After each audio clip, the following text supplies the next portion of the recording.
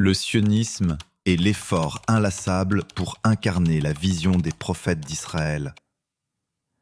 Il existe des hommes qui construisent des États, non pas en signant des documents ou en prononçant des discours depuis des tribunes, mais en traçant littéralement leur chemin à pied dans les montagnes, les armes à la main dans les embuscades nocturnes, le corps interposé entre l'ennemi et leur peuple.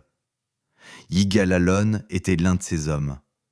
Commandant du Palmar, libérateur de la Galilée, génie militaire de la guerre d'indépendance, et l'homme que l'on renvoya pendant qu'il était à Paris. On ne lui téléphona même pas. Son père Reuven était arrivé en Palestine depuis Grodno, en Biélorussie, en 1890. Il fut l'un des fondateurs du village de Kfar Tavor, en Basse-Galilée, sur cette terre même où, selon la tradition, la prophétesse Déborah rassemblait ses armées. La terre était rocailleuse, paludéenne, entourée de villages arabes et bédouins qui organisaient régulièrement des raids sur les cultures juives. Mais Reuven Païkovitch ne s'en alla pas. Il planta ses racines.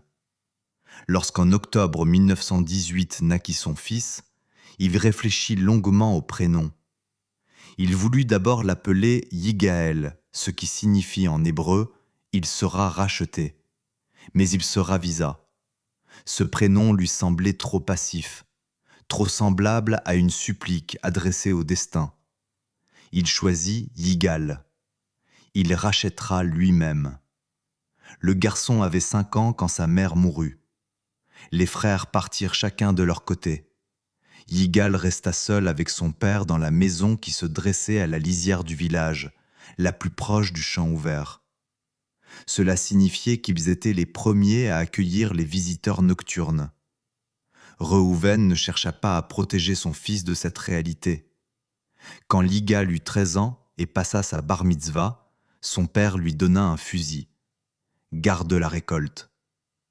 Kfar Tavor était isolé et personne, hormis ses propres habitants, n'avait l'intention de le défendre. Cette enfance ne rendit pas Allon dur ou aigri, elle le rendit différent.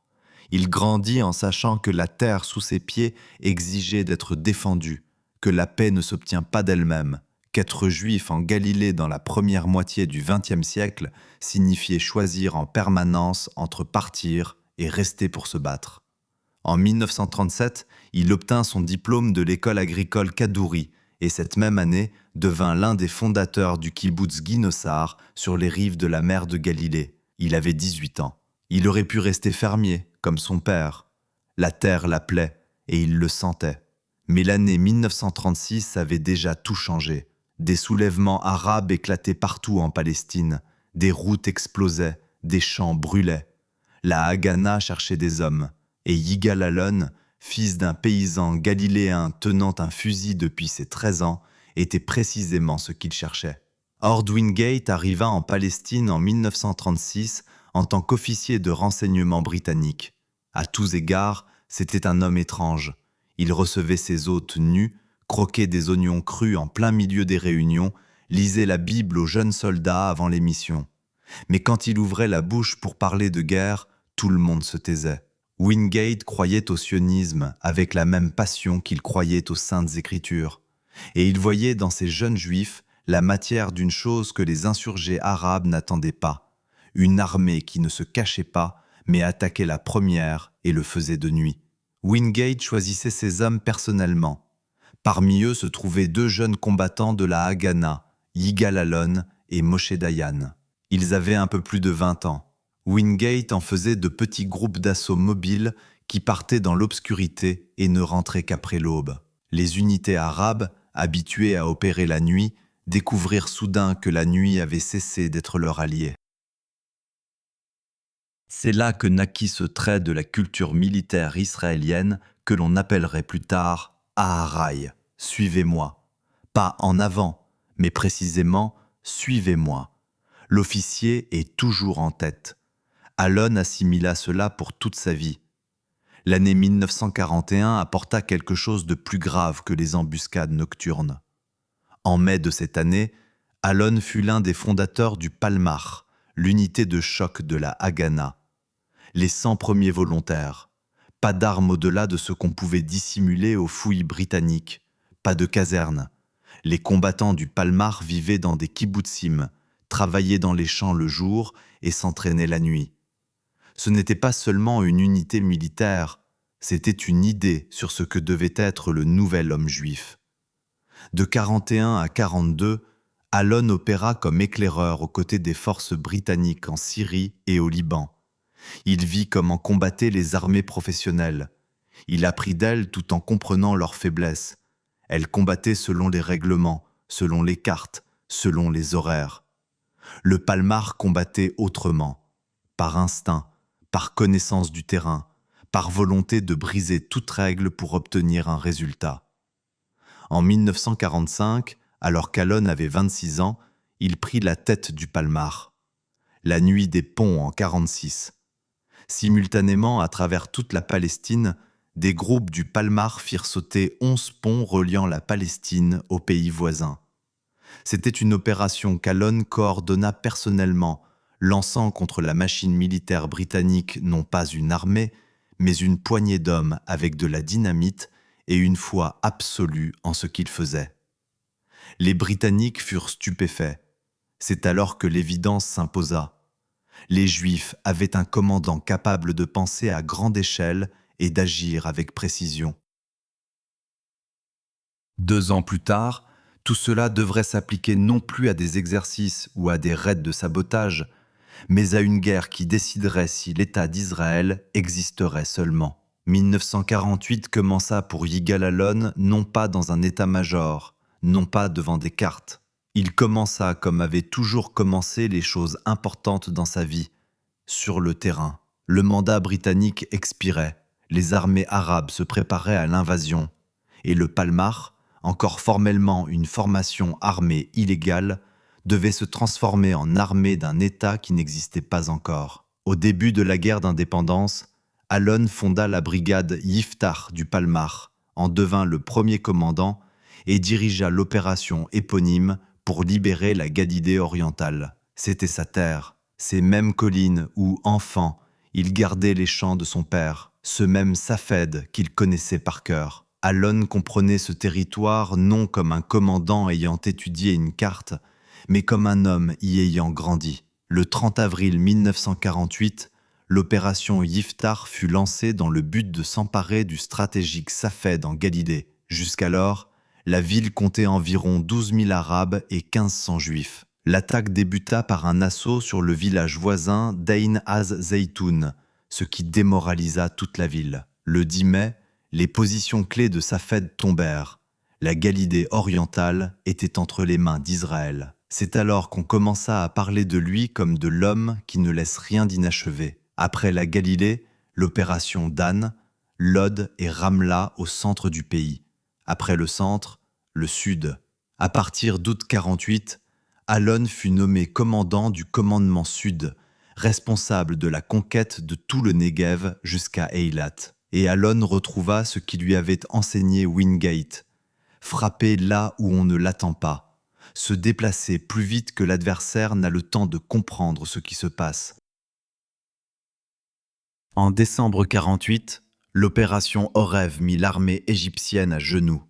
Le 27 décembre, une brigade blindée attaqua Al-Aoudja depuis une direction inattendue. Après 24 heures de combat, les Égyptiens capitulèrent dans le plus grand désordre. Allon comprit qu'à l'ouest d'Al-Harish, les Égyptiens n'avaient plus de défense et il était prêt à s'emparer de toute la péninsule du Sinaï. Il voyait déjà comment cette guerre se terminait. Déroute totale, paix aux conditions israéliennes, fin de la menace du Sud pour des générations. Il prit l'avion pour Tel Aviv afin de convaincre Ben Gourion de donner son feu vert. Mais Ben Gourion l'arrêta par une question. « Sais-tu quelle est la valeur de négociation de paix avec l'Égypte ? C'est pourtant notre grand rêve. » Allon regardait l'homme qu'il considérait comme son chef et ne le reconnaissait pas. Les troupes étaient déjà aux portes d'Al-Harish. La victoire était à portée de main. Et à ce moment, la politique dit au génie militaire « Stop !» Sans avoir pu achever l'opération, Alon reçut l'ordre de Ben Gourion de se retirer immédiatement du territoire égyptien, en raison de la menace d'une intervention britannique. Il obéit, parce qu'il était soldat. Mais quelque chose en lui se brisa à cet instant, ou plus précisément, commença à se briser lentement. C'était la première fois que Ben Gourion l'arrêtait au seuil de la victoire. Ce ne serait pas la dernière. Le 18 octobre 1949, Yigal Allon se trouvait à Paris en visite officielle. La guerre était finie. Israël existait. Il était l'incarnation vivante de cette victoire. Le commandant qui avait traversé de la Galilée au Sinaï, du premier coup de feu au dernier ordre de retraite. Et c'est précisément alors, à Paris, lors d'une réception officielle, que ces hôtes français lui apprirent quelque chose qu'un tout autre homme aurait dû lui dire. David Ben Gourion avait décidé de le remplacer par Moshe Dayan au poste de commandant du district sud. Tout l'état-major d'Allon démissionna en signe de protestation. Les officiers qui l'avaient accompagné sur les 3 fronts ne voulurent pas servir sous le nouveau commandant. Ce fut un geste de solidarité sans précédent dans l'armée qui venait de naître.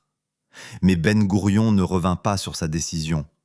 Il ne revenait jamais sur ses décisions quand il en était certain. Entre eux, les choses n'avaient jamais été simples. Ben Gourion voyait en Allon un homme ancré dans l'idéologie du Palmar, dans cette culture de gauche d'indépendance et de pensée autonome qui s'accordait mal avec la logique de l'État centralisé. Allon avait rejoint le parti MAPAM, que Ben Gourion estimait trop à gauche et trop proche de l'Union soviétique. Il exigeait qu'Allon s'en désolidarise publiquement. Allon refusait. Mais il y avait une autre raison. Pendant l'opération Orev, Allon se tenait aux portes du Sinaï et était prêt à aller jusqu'au bout. Ben Gourion l'en avait empêché. Puis, en janvier 1949, quand Allon proposa de s'emparer de toute la Cisjordanie et d'atteindre la ligne du Jourdain, Ben Gourion dit non à nouveau. À 2 reprises consécutives, le meilleur commandant de la guerre fut arrêté au seuil de la victoire. À 2 reprises consécutives, la politique l'emporta sur la logique militaire. Allon l'accepta. Mais Ben Gourion, semble-t-il, décida qu'un homme doté de tels instincts était trop dangereux en temps de paix. En 1951, Allon partit pour Oxford, le collège Saint-Anthony. Philosophie, histoire, stratégie militaire. L'ancien commandant du Palmar s'asseyait dans des bibliothèques parmi des étudiants britanniques et lisait Clausewitz, Tocqueville, les historiens grecs. Ce n'était pas le choix délibéré d'un homme avide de savoir. C'était un exil qu'il s'était lui-même inventé, parce que rester en Israël sans armée et sans pouvoir réel était insupportable. Il prit la douleur de la trahison et la transmuta en autre chose. Le guerrier commença à penser en homme d'État. C'est précisément à Oxford qu'Allon comprit que la guerre qu'il avait gagnée n'était qu'un début, que la vraie bataille pour Israël se mènerait non pas sur des champs de bataille, mais dans des salles de négociation, dans les murs de la Knesset, sur des tribunes internationales. Il revint en homme différent, le même dans ses convictions, mais armé d'une arme nouvelle. Et il était prêt à tout recommencer. À son retour d'Oxford en 1954, Allon n'était plus simplement un commandant militaire sans armée. Il était un homme qui avait pris 3 ans de silence et les avait remplis de sens. La Knesset, le parti Hadut HaAvoda, la politique. Le chemin fut long et pas toujours direct. Mais Allon savait attendre aussi bien qu'il savait attaquer. En 1961, il devint ministre du Travail. Pas le poste le plus retentissant du gouvernement, pas celui dont rêve l'homme qui a libéré la Galilée. Mais Allon comprit quelque chose d'important.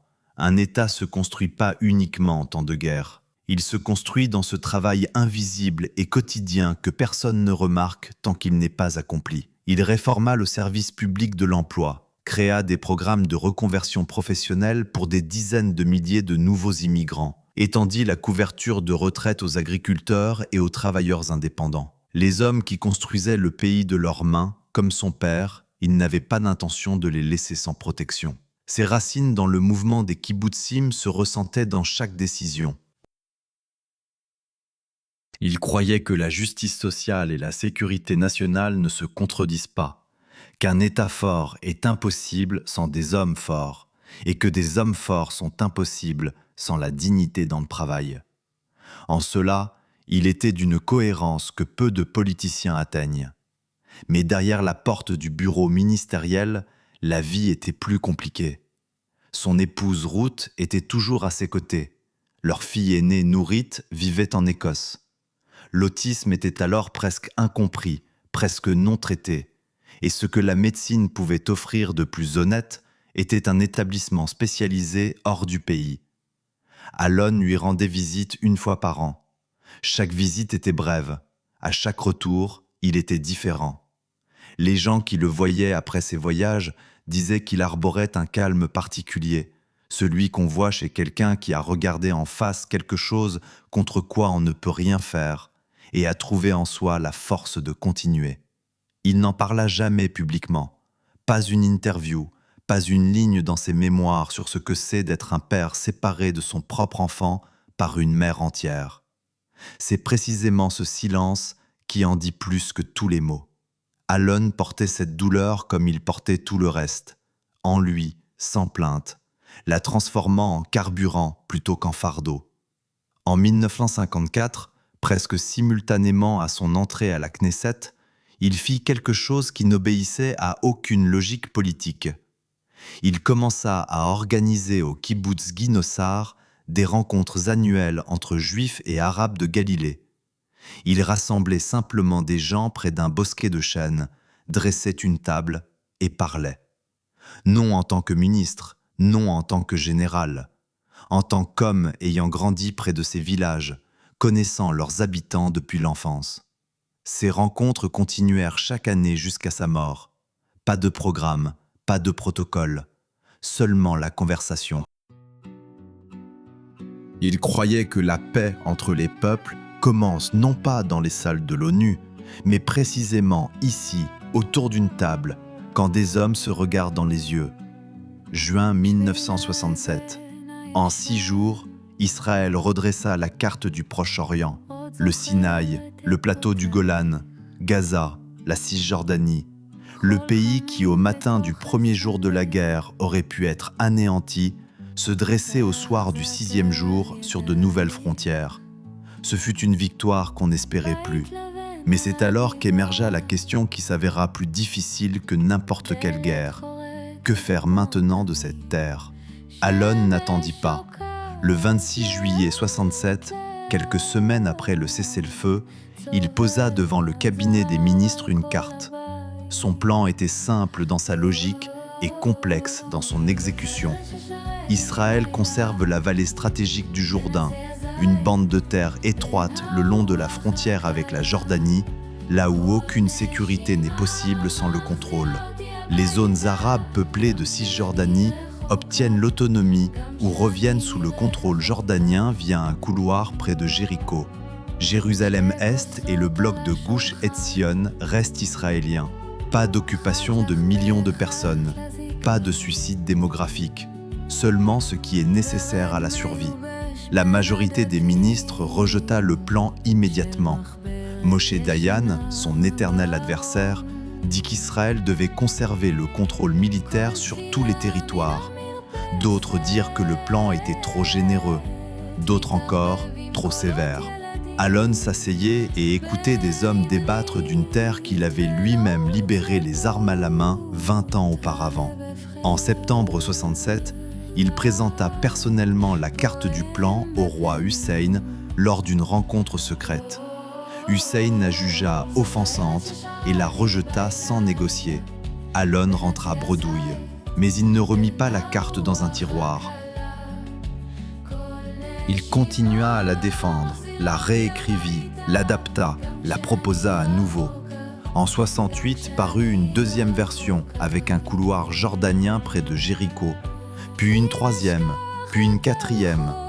Officiellement, le plan Alon ne fut jamais adopté, pas une seule fois, par aucun gouvernement, par aucun vote.